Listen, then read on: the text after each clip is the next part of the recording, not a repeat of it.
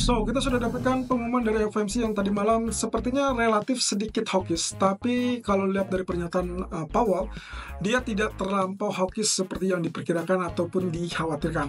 Nah, cuman masalahnya adalah geopolitik. Bagaimana dengan nasib geopolitik? Karena sampai saat ini kita tidak melihat ada gebrakan ataupun pemanasan yang ditakutkan. Jadi kira-kira apa yang harus kita perhatikan? Ini adalah alasannya. Ya, jadi faktor penggerak marketnya ada dua. Yang pertama dari geopolitik, jelas masih berkutat ya terkait dengan ketidakpastian geopolitik. Kemudian juga nasib dari apakah perang akan berlanjut atau tidak. Kalau lihat dari pernyataan-pernyataan yang muncul, justru ini akan memberikan isyarat akan terjadi serangan lanjutan ataupun bahkan serangan tambahan, kali ini dengan Amerika yang sebagai figur utamanya yang mungkin akan terjun langsung dan menyerang Iran. Tapi tunggu dulu, di sisi lain ada kebijakan FOMC yang sempat kemarin kita bahas. Kalau misalkan lihat dari pergerakan dan juga keputusan yang disimpulkan adalah bahwasanya kita sempat melihat ada pergerakan naik dari emas, tapi kemudian tiba-tiba turun setelah FOMC itu ditutup dengan pernyataan Powell.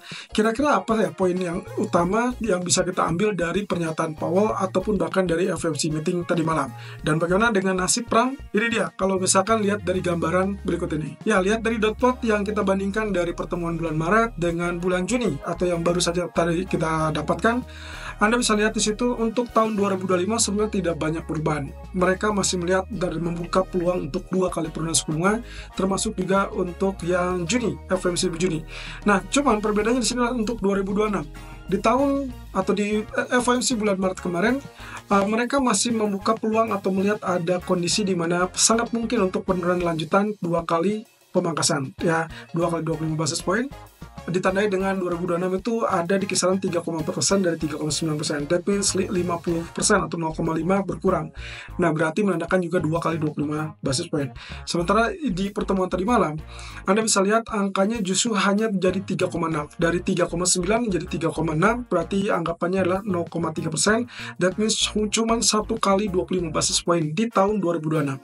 Jadi kalau misalkan lihat secara agregat, mungkin inilah yang disebut perubahan. Tapi berhubung kita masih menunggu apakah di tahun 2026 ini atau di tahun 2025 sampai akhir tahun ini masih punya peluang untuk penurunan atau tidak, jelas Fed masih tetap membuka diri dan sepertinya kita masih akan dapatkan pengulangan dari peristiwa 2024, yaitu pernyataan Powell di Jackson Hole Symposium yang akan menjadi kunci. Artinya, lagi-lagi ini adalah terkait dengan momentum yang mungkin bisa kita manfaatkan di bulan Agustus. Kalau itu pun dengan catatan Powell memberikan indikasi bahwa mereka siap untuk melakukan penurunan suku bunga. Setidaknya dari dot plot tadi malam ataupun bahkan dari proyeksi ekonomi tidak mencerminkan ada ketergesaan dari Fed untuk turunkan suku bunga. Mungkin itu yang membuat kenapa emas mengalami penurunan tadi malam pasca pidato Powell. Sementara kalau lihat dari moment by moment, maka dot plot ataupun bahkan proyeksi ekonomi justru memberikan tahapan yang cukup bagus. Awalnya terjadi kenaikan dari 3380 ke 3390-an. Cuman memang tidak beranjak naik karena pidato Powell yang relatif sedikit agak hawkish. Nah, ini adalah ekonomi proyeksinya. Kita compare di bulan Maret kemarin, ekspektasi mereka adalah proyeksi untuk GDP naik ke 1,7%.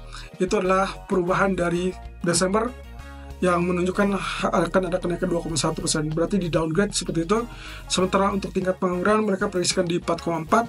Yang tadi malam kita lihat mereka mengupgrade dari tingkat pengangguran 4,4 menjadi 4,5%. Di sisi lain untuk GDP-nya diturunkan lagi teman-teman. Dari 1,7 berarti ke 1,4%. Dan kalau lihat dari PCE yang diperkirakan naik ke 3%, jelas di sini ada perbedaan yang juga relatif signifikan ya dibandingkan bulan Maret yang memprediksikan hanya 2,7%. So kesimpulannya apa dari sini? Kesimpulannya kalau misalnya kita perhatikan, lagi-lagi Fed mengakui terkait dengan perlambatan ekonomi, tapi juga mengakui juga ada dampak secara spesifik dari tarif yang berpotensi mendorong kepada kemungkinan inflasi mulai lonjakan ataupun kenaikan. Nah, tapi di sini saya tidak melihat ada pernyataan sedikit pun dari Powell terkait dengan perang ataupun bahkan geopolitik. Yang pesimismenya adalah kalau misalkan lihat seperti ini, berarti Fed pun memperkirakan atau berharap bahwa dampak dari perang ini hanya relatif sementara, sehingga inflasi tidak diharapkan terlalu melonjak naik. Artinya lagi, kalau kita perhatikan secara keseluruhan, Fed jelas-jelas hanya menunda kebijakan ini terkait dengan perlu lebih banyak lagi data, dan juga penekanannya adalah terkait dengan dampak tarif terhadap ekonomi. Kalau begitu, nantinya dia akan dilematis, akan berhadapan dengan perlambatan ekonomi atau kemungkinan inflasi yang tinggi. Satu sisi inflasi tinggi, kalaupun misalkan ekonominya melambat, tingkat permintaan ataupun konsumsi relatif lebih rendah. Tentunya itu tidak akan menyebabkan inflasi, sehingga ujung-ujungnya nanti kita akan lihat inflasi turun dengan sendirinya. Otomatis dari sini kemungkinan perkiraannya adalah Fed akan mengutamakan laju pertumbuhan ekonomi tersebut sehingga tidak terlalu turun atau tidak terlalu jomplang. Artinya lagi, perlambatan ekonomi itu akan menjadi masalah utama ke depan, dan diiringi dengan inflasi yang masih tetap akan tetap tinggi untuk beberapa waktu depan.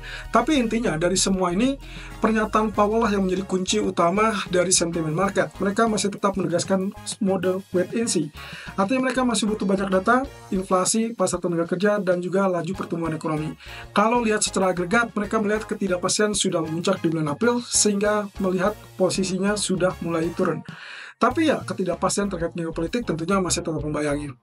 Oke, kalau lihat dari pasokan tenaga kerja, tentunya sangat wajar kalau melihat dari klaim pengangguran mingguan yang kita lihat adalah kenaikan terus, tapi masalah tingkat pengangguran yang masih tetap konsisten di 4,2%, menurut Powell itu disebabkan oleh pasokan tenaga kerja yang berkurang dan juga tingkat permintaan, termasuk juga dari faktor imigrasi ya tentunya.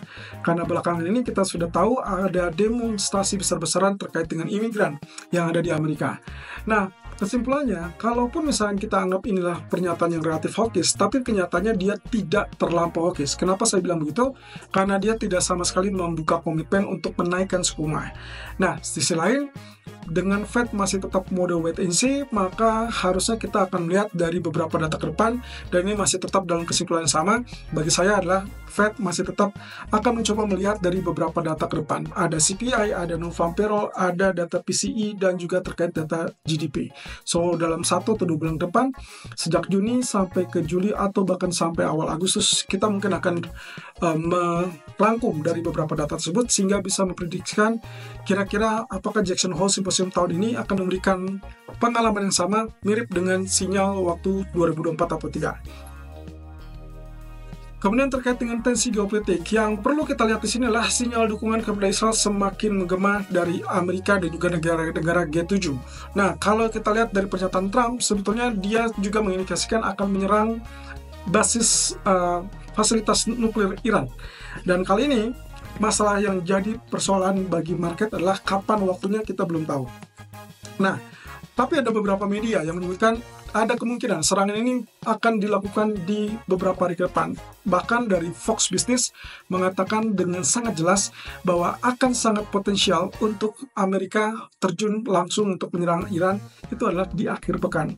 So, saran saya setelah kita melihat dari beberapa data ekonomi ataupun agenda ekonomi, malam nanti jelas tidak ada data ekonomi karena market Amerika libur untuk Juneteenth holiday, sehingga akhirnya fokus market adalah kepada tensi geopolitik tersebut. Jadi tolong perhatikan dari arah geopolitik, apakah terjadi betul-betul serangan apa tidak. Mengingat dengan pertanyaan kenapa emas turun sampai detik ini, justru yang terjadi adalah karena belum terjadi penyerangan.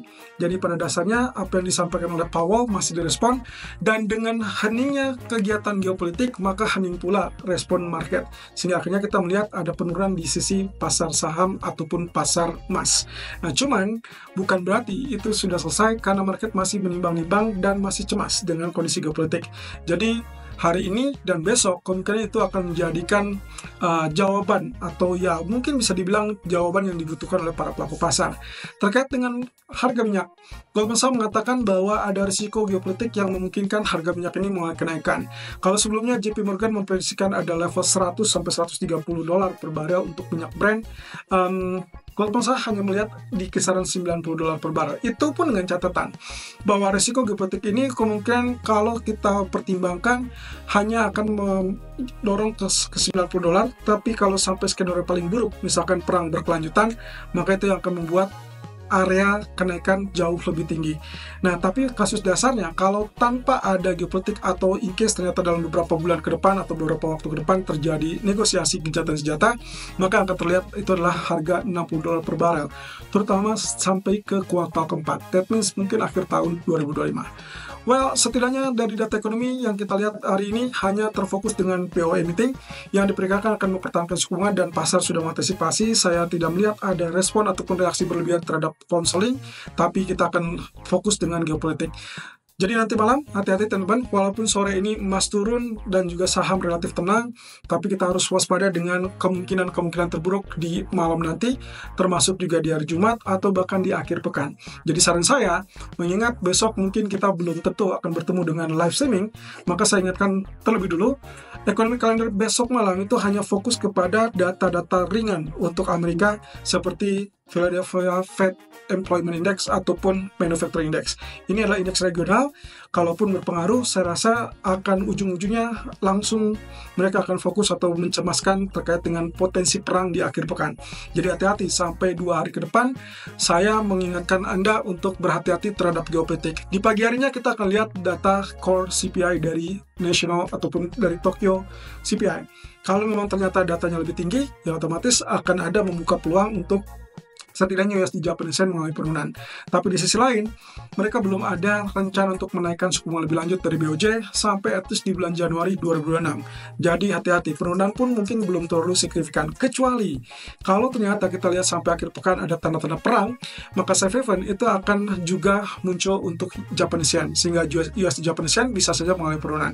Nah, terkait dengan retail sales Inggris, saya rasa kalaupun datanya relatif negatif, balik lagi, posisinya akan menekan pound sterling, ditambah lagi dengan kekuatan dari sisi geopolitik. Karena geopolitik selama dia masih tetap on, maka kemungkinan risk aset ataupun bahkan sampai mata uang yang berlawanan dengan US dollar, kemungkinan akan relatif negatif alias mengalami penurunan.